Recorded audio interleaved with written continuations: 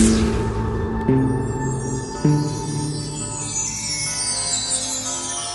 died. Yes, you heard right. I died. Not only did I die, Marilyn died at the same moment, March 22nd, 1972. We both died. What are you talking about, little bear? I'm talking about not only dying, but at the same moment, I was born again. We both were born again at the moment that we died. Yes. And the first scripture the Lord gave me is, whom the Son of Man shall set free, he shall be free indeed. I'll never forget it. It came to my mind as if I'd heard it before, but it was the Holy Spirit prompting me of that truth. I was finally set free from my earthly body. You see what happened? There's Jesus on the cross. I died with Christ. Isn't there a scripture that says something like, let us go and die with him? Little did the disciples and the followers of Christ realize what they were saying, because in a sense, when we receive Christ, we die with him. But about a week later, we went to, I believe it was Newport Beach. Coincidences and circumstances of who knew who and how, but I didn't even know the pastor. We ended up going to the Pacific Ocean, Newport Beach, and we entered into a baptism in the ocean with other believers. And I love the saying, buried in Christ as you go down into the water, and raised in the newness of life. And so this graduation gown that I have on, I got it. Marilyn got it. We both got it when we were raised into the newness of life and born again.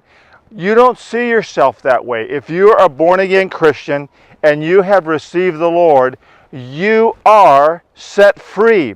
And you have a gown. They're called robes of righteousness. Put on the garment of praise for the spirit of heaviness. And we're full of heaviness, but this is the way the Lord looks at us. Garments of praise. He sees us spotless, pure, and holy. We are living actually on this earth as living souls that are destined for heaven. Now, why do we have the graduation? I call this the coolest thing. We are in our graduation program. So once you graduate from lower university, you go into your graduate program. The graduate program is what you're specializing in. So Little Bear has specialized in being an evangelist, being a pastor, and now being a retired speaker, talking to a camera and sending that out to all my Facebook friends and family. And so I still am doing something into my 70s. I'm in my graduate program. Now, in between all of these things that you do in your graduate program, you have all kinds of hell and high water. It's called testings. It's called going through the trials and trauma of life, like the birth of my first grandson. He's 18. He can't walk, sit, crawl, or stand. He's like laying in a bed now for 18 years. He's like a 3-month-old. And so that was traumatic for me. It revolutionized my life. It put me through trauma and it made me die to the things of this world. The birth of my grandson, God used it for purposes beyond what William's going through. And so we go through those kind of things. Some of you maybe have gone through an unfaithful spouse, the death of a child. Who knows? You add those things in there. It's all part of the graduate program. It's God shaping and molding us and preparing us for a great work that He has in mind for us. This is our graduation timing, that we're going through the graduate program so that when we pass on, we get our credentials and we enter into the millennium and do things for Christ. Now, a good scripture that came to my mind that was wonderful, it's in John 11. It's when Jesus hears that Lazarus, by his sister, is dead. So he tells his disciples, let's go visit Lazarus. He's sleeping. And the disciples go, well, he must be feeling better, because when you're sick and you're sleeping, that's a sign of getting better. And Jesus was forced to say it. He didn't want to say it. He said, Lazarus is dead. Do you know why he didn't want to say dead? Because Lazarus wasn't dead. Lazarus had his robe on. Lazarus was a believer. Lazarus had trusted in Jesus as his Messiah, as we do. And so when Jesus went to the tomb, listen, he said, Lazarus, come forth. Now, why would you say come forth? It's because Lazarus is somewhere. He didn't say, Lazarus, rise from the dead. He said, no, Lazarus, you come forth from where you are. And that may have been paradise, not quite heaven yet. May have been Abraham's bosom, because those graves were opened after Jesus died and rose on the third day. So, what happens to us? Jesus doesn't say to us, come forth. Why?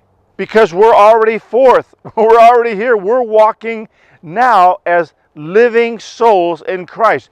Everybody around us that is not born again is actually walking dead men. They're dead in their trespasses and sins.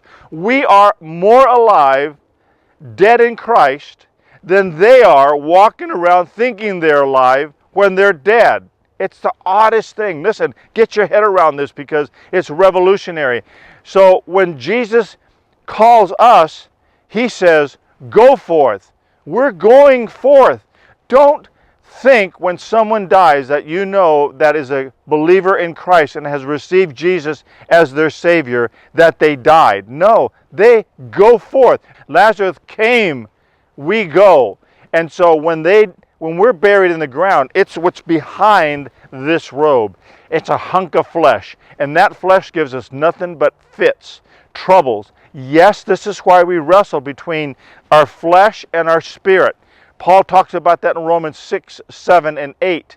Thank God that we have the Spirit, Romans 8, that gives us victory over the flesh. But we're going to have to carry this hunk of flesh around underneath the robe of righteousness that Christ has given to us. And we will have a graduation day. When you get this in your mind, it will revolutionize your heart, your thinking, your feelings, your emotions. You will see yourself as not getting disturbed. Just say to yourself, you know what? I'm dead to those things. I am alive in Christ. And on graduation day, we're going to take off our cap when we enter into heaven. And Jesus says, well done, thou faithful servant. You have graduated with honors. We're going to take our cap. And the Bible says they're crowns, and we're going to throw them at the feet of Jesus. In fact, we might get Pentecostal. Throw the cap in the air and shout, hallelujah! Hallelujah! Praise God! Thank you, Jesus!